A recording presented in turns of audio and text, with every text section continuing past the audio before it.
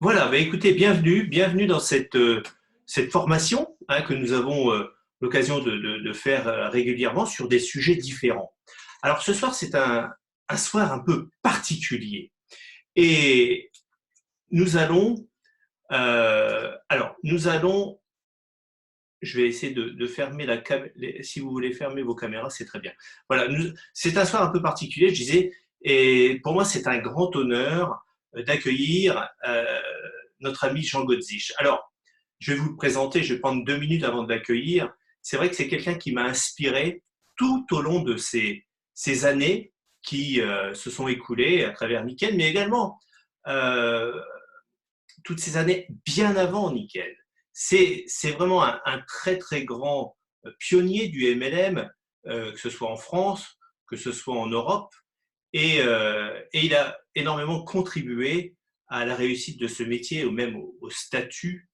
Euh, et aujourd'hui, si vous voulez, beaucoup d'entreprises de marketing de réseau, en tous les cas, beaucoup de leaders de ces entreprises ou des créateurs d'entreprises sont issus du groupe ou de l'école de Jean.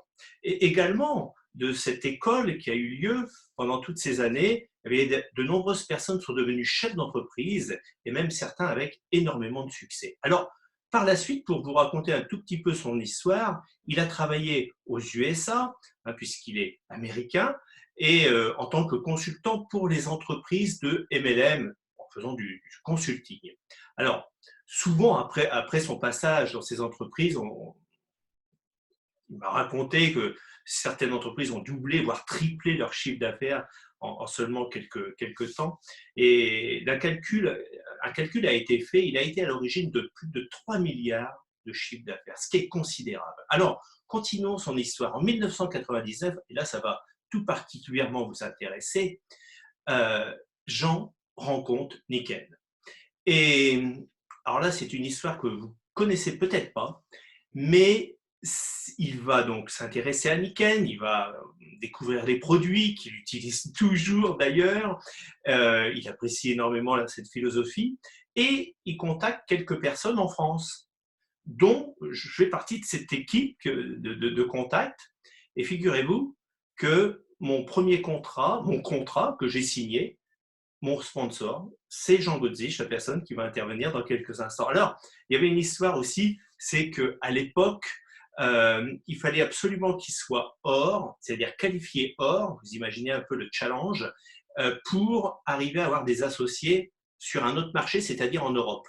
Donc, il était aux États-Unis et il a fait or en un mois. Vous imaginez un peu la rapidité. Alors, on verra que par la suite, son contrat n'a pas été renouvelé parce que dans la mesure où Jean, il continuera à aider d'autres entreprises à se développer. Et pour lui, c'était pas grave, ça faisait partie de son chemin. Mais malgré tout, Jean va continuer à aider les distributeurs et des distributeurs, même Nickel, il va venir en France en mettant une école tout à fait particulière et des centaines de personnes vont en profiter pour bâtir leur affaire. C'est vraiment un homme, je dirais, intègre, d'une grande loyauté. Il a fait vraiment de très grandes choses dans sa vie. Il a côtoyé des hommes politiques, même des chefs d'État, des hommes d'affaires, des stars. C'est un homme aussi qui aime particulièrement l'histoire. Vous découvrirez ça plus tard. Aujourd'hui, il a décidé de partager son savoir en matière de réussite à travers une école qu'il appelle d'ailleurs Alphabor et qu'il met en place. Alors, pour ce soir, j'aimerais vous donner un conseil. Euh, Écoutez, prenez des notes. Merci Jean d'être là avec nous pour partager ton expérience et nous donner peut-être déjà quelques conseils. Est-ce que tu es là, Jean? Alors, on va peut-être vous demander à certains d'entre vous de couper votre caméra. Voilà, c'est fait. Jean, est-ce que tu es parmi nous? Oui, bonsoir Jean. Comment vas-tu? Bonsoir Jean-Marie, comment vas-tu? Eh ben, écoute, on est en pleine forme, donc il y a toute une équipe qui est attentive et qui sont, pour certains, impatients de faire connaissance avec toi. Et certaines personnes te connaissent aussi. Alors, j'ai oublié une chose, si vous voulez poser une question à Jean, n'hésitez pas, il y a un chat qui est prévu à cet effet et on répondra à toutes les questions que vous pouvez vous poser, évidemment. Donc, Jean, je sais que aujourd'hui, tu as décidé d'aider cette industrie du marketing par réseau qu'on appelle aussi le MLM ou le marketing relationnel. Et on est particulièrement, en tous les cas moi, très très enthousiaste de ton savoir, de tout ce que tu as fait dans le passé. Et aujourd'hui pour toi, c'est de transmettre toutes ces valeurs et tous ces principes de réussite. Merci Jean-Marie, merci de cet excellent accueil, très chaleureux. Ça fait toujours plaisir de passer du temps avec toi. Et tu sais très bien à quel point je vous porte en estime, aussi bien toi que Marie. Vous êtes des gens très proches de mon cœur. J'espère que tous ceux qui sont proches de toi le savent. Je ne sais pas si c'est même nécessaire pour moi de le dire, mais pour vous qui fréquentez Jean-Marie, vous savez qui est Jean-Marie. Jean-Marie est une de ces perles rares dans le marketing de réseau. D'ailleurs, j'étais en train de parler, il y a encore quelques instants, du fait que j'allais parler au groupe de Jean-Marie Gibert, et les gens me disaient, mais c'est qui exactement? Ça fait combien de temps qu'il est là? Avec quelle boîte, etc., etc. Moi, je dis, ouais, c'est avec Niken. Et ça fait plus de 20 ans. Et la personne me dit, 20 ans? 20 ans avec une seule société de marketing multiniveau? Vous voyez, c'est ça qui est curieux. Et ça m'a interpellé. Et j'ai pensé au fait qu'aujourd'hui, il y a des gens qui se posent des questions de ce genre. Est-ce que c'est vraiment possible de rester 20 ans avec une société de multiniveau? La plupart des gens pensent qu'il faut en changer en permanence. On est en train de courir après le succès ailleurs. Alors que des gens qui restent longtemps, premièrement, font preuve de loyauté et de fidélité. Pas nécessairement seulement à la société avec laquelle ils travaillent, mais surtout envers leurs gens. Parce qu'ils veulent être là, ils veulent assurer une direction qui va diriger les gens dans un certain sens. Et c'est pour ça que je dis que Jean-Marie est une perle rare, parce que lui, il mène les gens d'une certaine façon, dans un certain sens, parce qu'il est calme, il est stable, il fonctionne avec une certaine harmonie, et c'est pour ça que je sais qu'il a tant de succès avec cette société qui est Niken. Niken a toujours été un pionnier en ce qui concerne certains aspects de produits dans le multiniveau. Pas beaucoup de gens ont égalé Niken. Certains ont cherché à copier Niken, mais ils ont eu du mal, parce que Niken était un novateur dans un certain nombre de produits. Et c'est un novateur non seulement dans les produits, mais également dans certains aspects de formation. À l'époque, il fallait assister à une formation spéciale pendant 2 jours et qui coûtait cher d'ailleurs à partir du moment où on était silver. Alors, on a toujours des motivations pour le fait d'avancer dans une affaire comme Niken. À l'époque, pour moi, c'était un ancien ami américain à moi qui a voulu me faire rentrer dans Niken. Et comme il avait une relation très spéciale avec un grand motivateur et formateur, avec Bob Proctor, il a utilisé la présence de Bob Proctor pour me parler et donc pour chercher à m'intéresser davantage à Niken. Ce que j'ai fait. Et tout de suite, j'ai pensé à des amis que j'avais en France, dont Jean-Marie et quelques autres personnes. Et tout de suite, j'ai découvert dans le plan de compensation, dans le plan de rémunération de Niken, qu'il fallait être gold, à l'époque, c'est or, on disait gold, du moins aux États-Unis, pour pouvoir parrainer sur un autre marché, donc sur un marché européen. Donc, je me suis dépêché et je me suis dépêché pour le faire, non pas pour atteindre un nouveau niveau, mais parce que je m'étais engagé. J'ai brûlé les ponts et j'ai fait un peu les mêmes choses qu'Alexandre le Grand. J'ai brûlé les navires en débarquant quelque part, dans le sens où j'ai invité des gens chez moi pour venir voir, pour que je leur parle de Niken aux États-Unis. Et donc, il y en avait 4 ou 5 qui venaient de France pour le faire. Mais je savais que pour ce faire, il fallait que je sois hors. Donc, j'ai fait, je me souviens plus maintenant, s'il vous plaît, ça fait longtemps, c'était en septembre 99. Et donc, j'ai fait silver, argent, en 5 ou 7 jours, quelque chose comme ça. Et ensuite, j'ai fait gold, pas en un mois, Jean-Marie, je l'ai fait en une quinzaine de jours, parce que quand ceux qui étaient venus pour me voir et pour parler de Niken, c'était au courant du mois de septembre, j'étais déjà gold. Bien sûr, on l'est officiellement qu'à la fin du mois, mais c'était chose déjà faite. Alors, je ne l'ai pas fait en achetant plein de produits ni quoi que ce soit, c'était de réels parrainages avec de réelles choses, etc.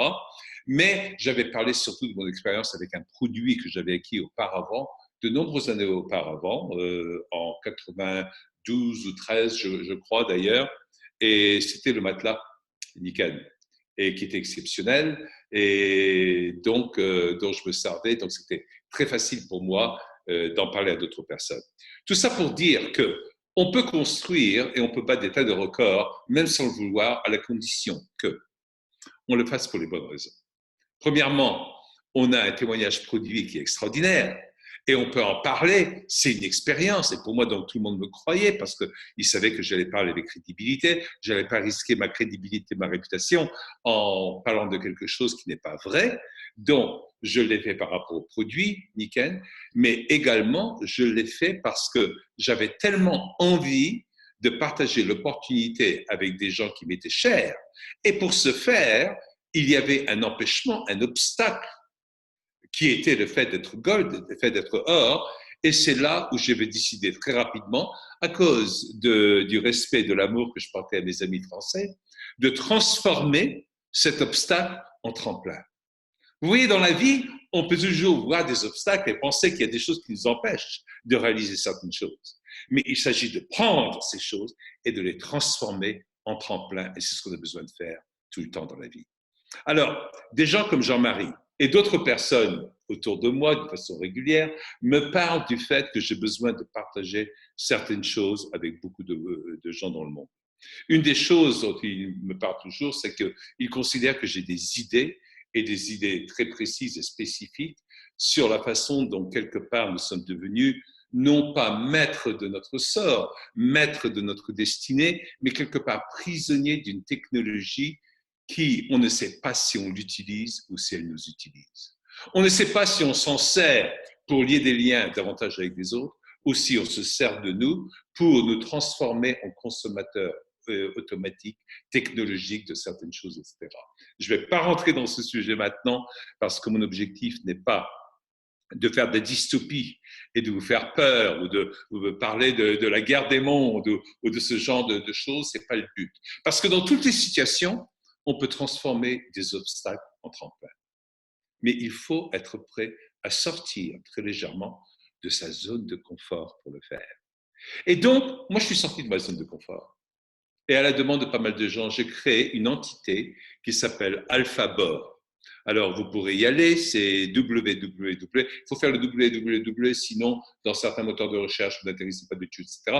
Donc, il faut absolument faire www. Je sais que c'est fatigant, il faut faire 3 lettres de plus, etc. Et un point après. Mais, comme ça, vous tomberez sur le bon.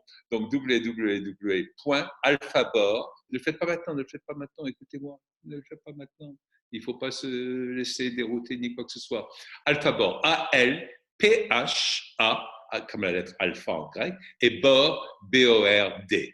C'est la première lettre de l'alphabet, alphabor, remonte à bord, etc. .com. Et là, vous découvrirez un site avec certains aspects auxquels tout le monde a accès, mais derrière, il y a toute une formation. On est déjà mis en très peu de temps plus de 1000 minutes de formation pour les gens qui sont abonnés à ce site. Et ensuite, on va être en train de rajouter de nouvelles choses toutes les semaines pour amener une formation certaine. Alors, ce n'est pas quelque chose qui est destiné à tout le monde. Pourquoi est-ce que je dis ça? Parce que moi, je veux que AlphaBor ne soit pas de ce genre de structure qui est menée par des coachs qui n'ont jamais rien construit, mais qui ont pris des idées chez les autres, qui les ont mélangées, et ensuite qui les vendent à prix d'or, à 1500, 2000 euros, 3000 euros, 4000 euros, 5000 euros pour y avoir accès, etc. Pour nous, moi, je voulais que tout le monde puisse y avoir accès, si les gens sont de bonne volonté. Et c'est pour ça que je vous en parle, parce que vous découlez de Jean-Marie, et donc pour moi, c'est un signe de garantie absolue que de savoir que vous venez de la part de Jean-Marie. Et sur AlphaBor, si vous décidez de devenir membre d'AlphaBor, et je vous invite à le faire, et je pense avec la bénédiction de Jean-Marie, c'est que vous allez avoir accès à des enregistrements extraordinaires. Certains sont en vidéo, mais la plupart sont en audio. Pourquoi? Parce qu'en audio, si on sait raconter une histoire, les gens l'imaginent et commencent à créer par eux-mêmes leur propre historique. Parce que soit on reste spectateur dans la vie, soit on devient acteur et historien de sa propre histoire. C'est-à-dire, au lieu de lire l'histoire des autres, on commence à écrire sa propre histoire. Et la façon de le faire, c'est de commencer à l'imaginer. Donc moi, je me suis dit, au lieu de chercher à mettre plein la vue à quelqu'un, moi, je vais parler de certaines choses qui vont déclencher un processus de créativité au sein de chaque personne qui va pouvoir imaginer son propre avenir. Et vous allez voir comment vous allez pouvoir tisser à travers tous ces enseignements les choses nécessaires, les éléments nécessaires, les aptitudes nécessaires, la foi nécessaire, la conviction nécessaire, l'effort nécessaire qui vous permettent de réaliser des choses que vous n'avez pas réalisées jusqu'à maintenant dans votre vie. Et ça, c'est parfaitement possible. Par exemple, on va aborder des idées et un enregistrement qui existent sur ce qu'on appelle vulgairement la vente, qui est la troisième phase dans le multiniveau. On peut construire en largeur, on peut construire en profondeur, mais si on construit en hauteur, c'est en augmentant les chiffres d'affaires que l'on fait à ce niveau-là. Mais moi, je n'ai jamais été un vendeur. J'ai toujours été trop timide. Il y a longtemps, j'ai voulu faire de la vente. Quand j'étais étudiant, etc., j'avais un carton. Je suis allé dans des couloirs à New York, dans des immeubles, et j'ai jamais eu le courage de sonner à une seule sonnette. Je n'étais pas fait pour ça. J'étais sans doute trop timide, etc. Bon, les choses ont changé en parlant avec pas mal de gens, mais je n'arrivais pas à faire cet acte. Je ne comprenais pas l'acte de vente. Je ne comprenais pas l'acte de commerce. Il m'est étranger. Je ne pouvais pas faire ça. Mais comme on transforme toujours ces obstacles en tremplin, j'ai cherché pourquoi. Et j'ai voulu comprendre ce qu'était que la vente. Et donc, je l'ai pris par un autre bout. Et je n'ai pas cherché à enseigner à des gens comment vendre, mais j'ai cherché à comprendre pourquoi quelqu'un achète. Au lieu d'apprendre à vendre, j'ai voulu savoir pourquoi quelqu'un achète. Et tout cet enregistrement-là est sur pourquoi quelqu'un achète. Et je suis sûr que si vous l'écoutez et vous le mettez en œuvre, parce qu'il s'agit toujours de le mettre en œuvre, hein, c'est pas des trucs de magie, etc. On met ça devant nous et ensuite, ça arrive d'un seul coup comme ça. Donc, il s'agit de le mettre en œuvre. Et donc, si vous le mettez en œuvre, tout de suite, vous savez ce qui se passe? Vous allez décupler votre chiffre d'affaires. Vous allez multiplier par 10 votre chiffre d'affaires. Et si vous multipliez par 10 votre chiffre d'affaires, vous risquez, selon votre plan de compensation, de multiplier par 10 vos gains, vos revenus. Et ensuite, quand vous partagez ça avec d'autres personnes qui vont se détacher de vous dans votre plan de compensation, ben, ça va être du revenu régulier et récurrent que vous aurez réussi à faire. Tout simplement parce que vous aurez compris, ne serait-ce qu'une chose, pourquoi quelqu'un achète. Et on va toucher à énormément de choses dans alphabord.com. Alors, on a voulu que ce soit accessible à tout le monde. Donc, au lieu de faire ça à des milliers d'euros, imaginez, on le fait un abonnement annuel pour 179,80 €. Vous imaginez 179,80 €. Il y a des gens qui sont venus me dire qu'un seul des enregistrements comme celui dont je vous parlais, un seul, comme ça, valait ce prix-là. Alors qu'il y en a beaucoup de plus. Et ceci, vous allez pouvoir avoir accès à ça. Il y a des nouveaux textes qui vont venir chaque semaine. Et je vais faire quelque chose en plus. Tiens, on n'en a pas parlé, Jean-Marie, mais je vais faire ça en plus. Si vous, qui êtes autour de Jean-Marie, vous, l'organisation de Jean-Marie, Tony Ken, etc., vous décidez de vous mettre ensemble et de commencer à construire et vous inscrivez dans Alphabord, et si on a assez grand nombre de personnes dans la semaine qui vient, la semaine qui vient, on est jeudi, entre jeudi maintenant et jeudi prochain, si on a un nombre assez costaud de personnes qui rejoignent, je vous promets de faire la chose suivante. Non seulement vous allez bénéficier d'Alphabord, mais je m'engage, Jean-Marie, à faire plusieurs séances de formation comme ça sur des thèmes bien spécifiques qui sont demandés par toi, Jean-Marie, ainsi que par les gens qui te le communiqueront, et donc on fera des formations sur des thèmes spécifiques qui vous permettront d'avoir un élan énorme dans votre affaire. Alors là, c'est entre vos mains. Vous voyez, tout commence par une simple décision. Ce qui fait la différence entre les gens qui réussissent et ceux qui ne réussissent pas, c'est qu'il y en a qui pensent longtemps à la décision et d'autres qui prennent la décision. Le pire qu'ils puissent faire, c'est de se tromper un peu. Ils corrigent après. Mais on ne peut pas corriger une décision qu'on n'a pas prise. Donc, je vous invite à prendre ces décisions et je vous garantis, vous n'allez pas le regretter. Et ensuite, on va pouvoir faire des choses intéressantes ensemble. Donc, une semaine, je vous mets au défi, on va voir ce que ça va donner. Jean-Marie, je te repasse la parole et puis peut-être qu'il y a des questions, peut-être que même toi-même, tu voudrais que j'aborde cette chose et ce Bien sera sûr, avec Jean. Moi-même, j'ai commencé chaque matin, j'écoute 30 minutes de formation dans ce site qui est vraiment absolument extraordinaire.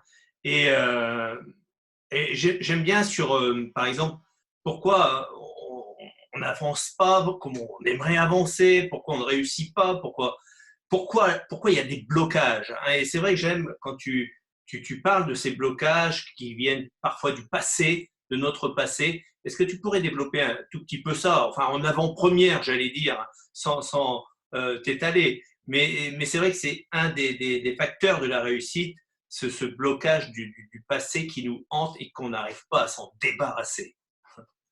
Il y a une chose qu'il faut comprendre sur l'être humain, nous sommes tous des mêmes.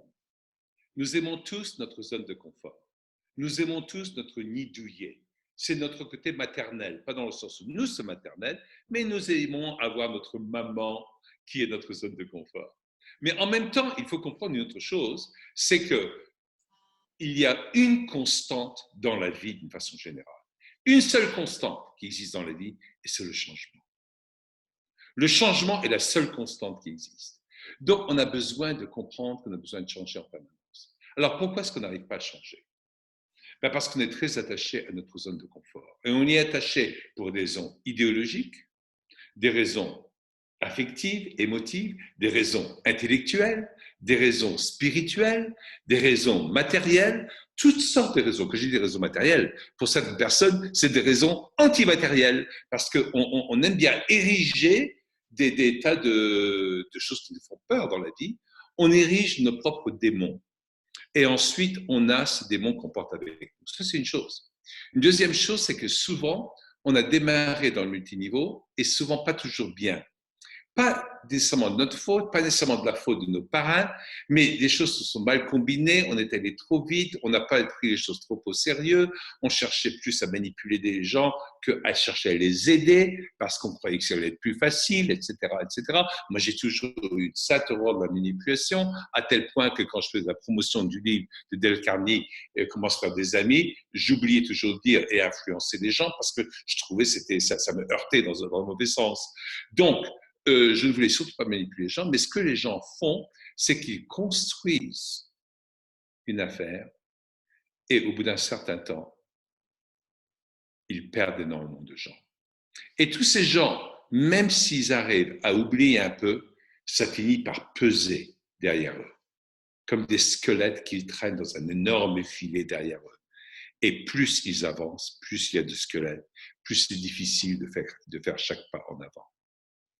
Alors, une des choses que j'ai décidé de faire, et ça, j'avais décidé de faire ça il y a longtemps déjà, c'est d'augmenter le taux de rétention pour qu'il y ait moins de squelettes derrière nous.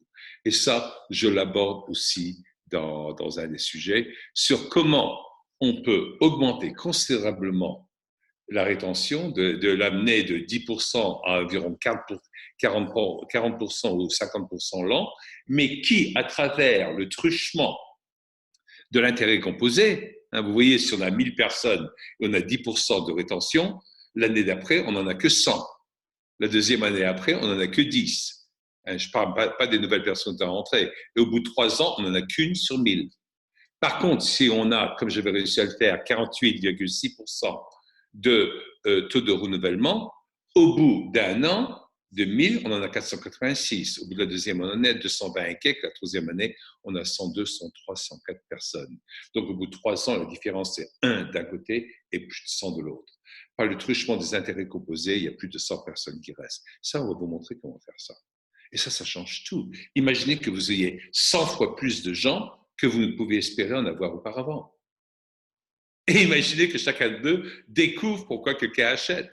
D'un seul coup, il y a 100 fois plus de gens et qui font 10 fois plus de chiffres et tout est multiplié par 1000. On a du mal à croire ça. Vous savez, c'est pour ça que les gens ne le font pas, parce qu'ils ont du mal à le croire. Alors moi, je m'efforce pas de vous y faire croire, mais de vous démontrer pour vous aider à découvrir comment vous pouvez croire en vos capacités en utilisant des principes que tous les gens qui ont grandement réussi dans leur vie ont fait et ont utilisé. Donc, on parlera de ça. Alors, souvent, on travaille beaucoup avec, tu sais qu'on a une formation qui s'appelle Human Being More, l'HBM, donc tu faisais référence tout à l'heure. On travaille beaucoup sur l'objectif, hein, sur nos rêves, sur nos buts. Alors, c'est vrai que c'est aussi un des éléments majeurs, je pense, pour réussir, j'en suis sûr. Hein. Et évidemment, est-ce que tu pourrais nous dire quelques mots sur ce besoin qu'on a d'avoir une vision, d'avoir un rêve, et comment ancrer peut-être cette situation d'avenir en nous, pour nous aider à avancer en tous les cas. Ben, très bien. Il y a des gens qui parlent souvent de buts, d'objectifs et de rêves, et qui confondent entre rêve et but et objectif. Déjà, en France, on parle de but. Moi, je me souviens, je parlais à un ami canadien, un Québécois, et il disait, moi, je suis allé en France, et puis les gens me parlaient de buts. Et il dit, chez nous, on dit des objectifs, chez nous, des buts, c'est des petites collines. Et il disait, bon, ça, c'était le côté amusant des Québécois. Il y a des Mais Québécois en ligne ce soir. Hein. ah ben, c'est bien, ben, très bien, c'est bien. Moi, j'adore le Québec avec tous les accents qu'on peut avoir. Avant, moi, je croyais qu'il y avait des vieilles filles autour de moi. Aujourd'hui, j'ai découvert, grâce à mes amis québécois, qu'il n'y a pas de vieilles filles. Il y a seulement des filles non réclamées. Hein, c'est comme ça qu'on les appelle. Donc, c'est quelque chose de complètement différent. Allez, ce que je voulais vous dire, euh, c'est qu'il faut faire une différence entre les rêves et les objectifs. Les rêves, ce sont les moteurs qui vous permettent d'aller de l'avant. C'est quelque chose qui va vous permettre de vous remettre sur la ligne droite pour savoir où vous allez. Ça, c'est important. Donc, il faut que vos rêves soient là en permanence. Si on n'a pas de rêve, des simples objectifs, ça n'a pas de sens parce que dès qu'il y a un objectif qui ne se réalise pas, on s'écroule. Alors que si le rêve est là, c'est toujours là. Et c'est tout simplement une fait qu'on a besoin de trouver une autre façon d'y arriver. Les objectifs sont plus les jalons, les marqueurs de kilomètres le long de notre chemin vers le succès. Mais il y a une certaine façon de fonctionner au niveau des objectifs, et ça, on en parlera également. Jean-Marie, tu le sais, on en a parlé. J'aime beaucoup utiliser la DPO, la direction par objectif, où en fin de compte, on définit ce qu'on veut dans 2 ans, dans 3 ans, dans 4 ans, dans 5 ans, et ensuite on fait marche arrière et on trace chaque moment du chemin à reculons en partant dans 5 ans, en partant dans 4 ans, dans 3 ans, dans 2 ans, et ensuite au mois le mois, on réduit jusqu'à ce qu'on sait ce qu'on a besoin de faire le jour même et le lendemain précisément. Et d'un seul coup, tout ça, ça a un sens parce que ça fait partie d'un plan et d'un projet et d'une stratégie générale. Et trop de gens vont un peu dans tous les sens. C'est mon vieil ami qui est défunt déjà malheureusement, Zig Ziglar, qui disait qu'il y a trop de gens qui errent à travers la vie, ne sachant pas où ils vont aller.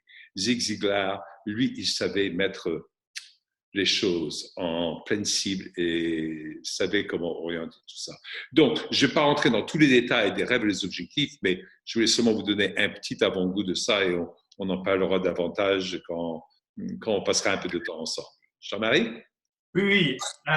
Non, mais c'est surpassionnant d'aborder ces sujets parce que c'est les cœurs un peu on travaille sans arrêt. Zig Ziglar, donc le célèbre livre Rendez-vous au sommet, hein, c'est vrai qu'il nous apporte beaucoup et je pense que pour tous ceux qui ne l'ont pas encore lu, je vous encourage vraiment à acquérir ce livre qui est un de mes premiers livres en marketing de réseau, qui a été vraiment une révélation pour moi.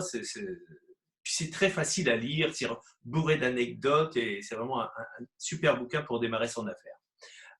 Peut-être une autre chose, si juste on pourra encore abuser quelques instants de toi, à moins que j'ai une question là.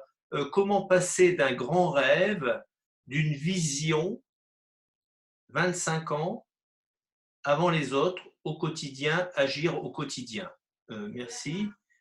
D'accord. Comment ouais, c'est ça. Bon, je vais essayer de résumer. Comment passer d'un grand rêve, une vision de 25 ans, avant les autres, au quotidien? Comment agir au quotidien? Au quotidien, oui. Comment avoir sa vision et la faire fonctionner, on va dire, au quotidien? Je pense que c'est ça. Moi, j'ai appris une chose de la part de mon père là-dessus et qui m'a vraiment marqué, m'a bouleversé. Vous voyez, mes parents se sont connus dans un camp de concentration en Allemagne. Mon père, il a passé 5 ans et demi, il était polonais. Ma mère, il a passé 1 an et demi.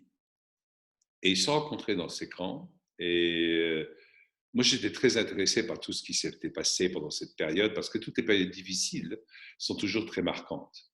Et j'avais lu le livre de Viktor Frankl sur le sens de la vie, etc., qu'il avait écrit en 64, un livre extraordinaire qui m'a vraiment bouleversé. Et puis, j'avais environ 14-15 ans, puis j'ai eu des conversations, des discussions avec mon père. Et j'ai dit à mon père, mais qu'est-ce qui a fait que tu as survécu 5 ans et demi dans les camps? Et il a dit, bah, tu sais, ceux qui avaient la foi survivaient, ceux qui n'avaient pas la foi mouraient. Moi, je dis, oui, d'accord, ok. Mais il devait y avoir plus que ça. Et là, il s'est retourné vers moi, il m'a regardé et il a dit, il y avait des moments où les Allemands nous avaient battus tellement qu'on était à ça de la mort. Et c'est à ce moment-là que j'ai compris qu'être à ça de la mort, c'est pas seulement physique. C'est le moment où on lâche, on abandonne mentalement.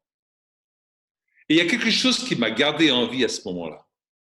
Il y a des moments où j'étais presque sur le point de perdre connaissance et de tout arrêter. Et c'est à ce moment-là que j'ai pensé à toi et à tes frères qui n'existaient pas encore, qui n'étaient pas encore nés. J'ai pensé à mes enfants que je n'avais pas encore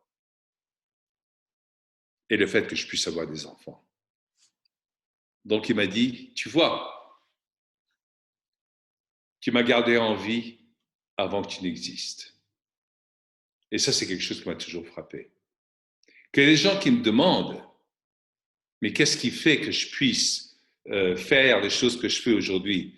Ben, si c'est ça le legs que j'ai reçu, que voulez-vous que je fasse? Ben, mon père, c'était ça sa vision. C'est une vision énorme. Le fait d'enfanter et d'aider des enfants à grandir.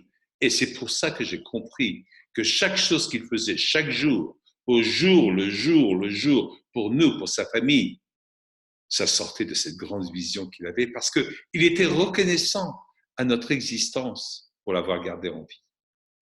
Et moi, je serai toujours reconnaissant pour lui. Et je ne peux faire autrement que tous les jours d'amener ma pierre à l'édifice.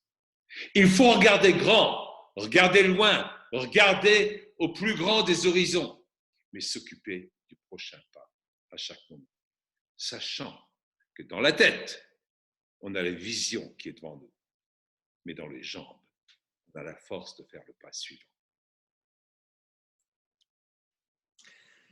Oui, merci de ce partage et de ce témoignage tellement, tellement profond. C'est vrai que ah oui, ta vie a commencé en Pologne, puis en France, et puis aux États-Unis. Hein, c'est ça l'histoire. Hein. Moi, pas en Pologne, mes parents en Pologne. Tes Moi parents. je suis né dans le nord de la France, Ah oui. dans une petite baraque de 15 mètres carrés, avec la terre battue par terre et des interstices entre les planches et le vent qui passait. En fin de compte, ces baraques avaient été construites par les Allemands pour les prisonniers russes pendant la guerre. Et ensuite, quand les immigrés, les réfugiés, mes parents étaient réfugiés d'origine polonaise, arrivaient en France, ils ont travaillé dans les mines. C'est dans ces baraques-là qu'on a grandi, qu'on a évolué. Et ensuite, pour des raisons de santé, parce que si 5 ans de vie dans l'écran ne t'achève pas comme pour mon père, 5 ans qui suivent ensuite dans les mines, ça n'aide pas. Et ensuite, il est allé, il a travaillé sur une ferme pour 4 fois rien. Et c'est là où on était quasi voisins. C'est là où on habitait dans la région de Laon, etc. Ensuite, on est descendu à Soissons. Et ensuite, à l'âge de 12 ans, moi j'avais 12 ans, mon père, ma mère et les 5 fils, on a émigré aux États-Unis. Mon frère le plus jeune avait 3 mois et demi à l'époque. Mon père avait en tout et pour tout $200 de sa poche. Mais je me souviendrai toujours qu'on est arrivé aux États-Unis le 15 février 1962. Il se redressait comme ça. Il nous a tous regardés de côté. Il a dit, maintenant, tout est possible. Ça, je m'en souviendrai toujours. Alors, Et effectivement, ça l'a été. tu fais référence à un endroit précis parce que vous êtes arrivé à New York, je crois. Hein, Oui, oui. et À l'époque, c'était Idlewild. Ça ne s'appelait pas encore le JFK, l'aéroport. ah oui, d'accord. Alors, peut-être on va peut-être profiter parce que certains d'entre nous allons partir à New York dans quelques semaines, au mois d'avril. Alors, tu connais très bien New York parce que tu y as vécu pendant de nombreuses années. Euh, Pourrais-tu nous dire un mot sur cette ville incroyable, je crois, hein, parce que je n'y suis jamais allé. Je suis allé de nombreuses fois aux États-Unis, sauf à New York. C'est une ville, vous allez être au mois d'avril, c'est bien, c'est en plein printemps, c'est très intéressant. Je ne sais pas combien de temps vous avez. Allez faire un tour à Central Park. Parce que Central Park, en soi, c'est quelque chose de très spécial. C'est un parc rectangulaire qui fait 1,6 km de large et qui fait 4 km de long en plein centre de Manhattan. Et aucune autre ville dans le monde n'a un parc aussi grand que ça en son plein centre. Ça n'existe pas. Et si vous avez l'occasion, une chose que je vous conseille de faire, il faut vraiment le faire parce que New York est une ville de plein de contradictions, plein de choses, c'est invraisemblable. Mais si vous pouvez faire une virée au-dessus de New York en hélicoptère, c'est quelque chose d'inoubliable. Voir New York d'en haut, c'est apprécier tout ça et imaginer la vision de toutes ces personnes qui ont construit des immeubles énormes. Aujourd'hui, ça nous prend des années et des années et des années pour construire des immeubles. Vous savez, par exemple, après la chute des deux tours, ils ont construit quelque chose à la place qui a pris 14 ans de construction. Et alors, moi, je me dis, pourquoi est-ce que ça prend 14 ans de construction aujourd'hui, alors que l'Empire State Building, qui était le bâtiment le plus haut du monde avec ses 102 étages, que vous allez sans doute visiter, et il est en marbre et tout ça, etc., c'est phénoménal, il a été construit en 11 mois. 11 mois. Est-ce que la technologie était supérieure à l'époque? Non. Il y avait une grande différence. Il n'y avait pas autant de réglementations. Des réglementations qui, soi-disant, sont censées nous protéger, sont censées nous sauvegarder, sont censées nous mettre en sécurité. Mais comme le disait le président, un des pères fondateurs des États-Unis, Thomas Jefferson, il disait, avec chaque once de sécurité que vous achetez, vous lâchez une livre de liberté. Alors, quand vous pensez à votre affaire, à tout ce que vous faites, quel est le prix de votre sécurité? Quel est le prix de votre liberté? Quand vous serez à New York, cette ville pleine de contradictions, pensez-y. Et peut-être que ce sera au coin de Broadway, Times Square ou ailleurs qu'il va y avoir un moment, Eureka, j'ai compris. Et vous allez revenir. Et là, vous allez construire une affaire où des centaines, des milliers, des dizaines de milliers de personnes vont vous suivre parce que vous aurez compris quelque chose et vous serez engagé à changer les choses. Oui, merci Jean. Alors, je ne sais pas si vous avez des questions, n'hésitez pas. En tous les cas, on ne va pas abuser trop de ton temps. Jean, merci en tous les cas de ces réponses. C'est vrai que chaque personne aspire à devenir dans notre affaire diamant, royal diamant. Est-ce que tu aurais peut-être un dernier conseil pour aller vers ces sommets? Parce que c'est toujours un rêve, surtout quand on débute, surtout même quand on a déjà quelques mois et quelques années, on veut arriver au sommet. Euh, Si tu avais un conseil, alors je sais que dans Alphabor, il y a énormément de conseils pour y arriver et je crois que pour tous ceux qui vont suivre cette formation, ça sera une formalité. Mais est-ce que tu pourrais déjà ce soir nous dévoiler vraiment un conseil pour s'envoler vers des sommets? Moi, ce qui m'a permis d'avoir pas mal de résultats dans le multiniveau, et je ne suis pas en train de parler pour dire ah, voilà tout ce que j'ai réalisé, mais c'est pour être transparent, sincère, honnête, parce qu'on ne peut bien parler que des choses qu'on a réalisées soi-même. Si on parle de choses théoriques, ça n'a pas de sens. Et moi, j'ai découvert qu'il y a une chose qui est fondamentale. C'est que mes objectifs étaient importants, oui. Vous savez ce qui était plus important? Les objectifs de toutes mes personnes. Soit que je les ai parrainés personnellement, soit que je les ai parrainés en profondeur. Pour moi, j'étais prêt à me dédier pour l'objectif de chacun et j'allais travailler aussi dur que eux allaient travailler à leurs objectifs. Et je savais que dans notre affaire, on construit notre succès à partir du succès des autres. Et donc, on a besoin d'aider les autres à réussir soi-même. Alors, apprenez à aimer les gens. Apprenez à les aimer avec grande force. Et si vous commencez à aimer les gens avec une très grande force, rien ne vous arrêtera. Parce que c'est là que vous vous aimerez vous-même assez pour mériter la réussite que vous méritez réellement. Merci Jean. Ben, écoute, C'était vraiment un grand plaisir de t'écouter. Hein, on a beaucoup de chance de t'avoir ce soir et j'espère que on va prolonger évidemment avec toutes les personnes qui le souhaitent de t'entendre dans ton école Alphabor en tous les cas. Moi, je suis vraiment très heureux parce que je crois que c'est un véritable tournant pour nous qui arrive. En plus, dans notre affaire Niken, il y a beaucoup de bouleversements qui sont en train d'arriver. On a un nouveau président et tu arrives vraiment dans un moment clé. On va fêter les 45e années de Niken et je crois que tout ça assemblé peut nous faire avancer vers des sommets incroyables. Donc merci pour ce que tu fais, ce que tu es. Et puis, ben, je te souhaite une bonne fin de soirée. Merci à tous d'avoir assisté à cette présentation et vous pourrez la réécouter sur ma chaîne YouTube, hein, évidemment. À très vite, à la semaine prochaine. On continue évidemment avec un autre invité, ça sera Luis Kasuka. À bientôt. Au revoir. Au revoir à tous. Merci Jean encore.